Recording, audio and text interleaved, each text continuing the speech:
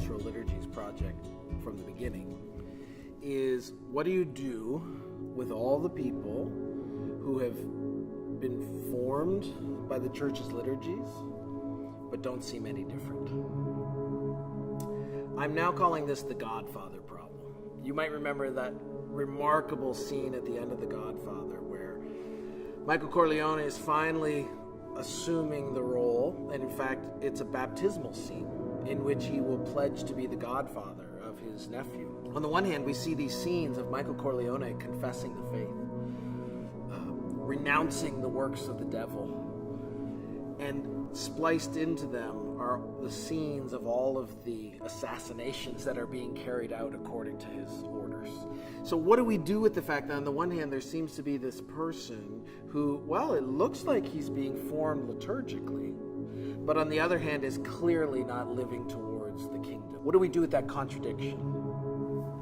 So finally, in Awaiting the King, I'm trying to grapple with that challenge and to face that reality, what we're going to call the Godfather problem. What do you do with the fact that people look like they're being formed by the church's worship, but they don't live like that when they are sent out from those spaces? There are no easy answers to that. It's a messy, nuanced response to the problem. So in Awaiting the King, I try to face this kind of challenge head on by looking at what I also think is one of the most potent and disconcerting case studies, which is the legacy of race in the United States. What Willie Jennings and J. Cameron Carter and Brian Bantam have documented, I think, are all of the ways that, in fact, the church's worship and her liturgical practices have been co-opted by these realities of institutionalized racism and the legacies of slavery. And so, Awaiting the King tries to end by coming face to face with this challenge, this reality, this heartbreak at the heart of the church.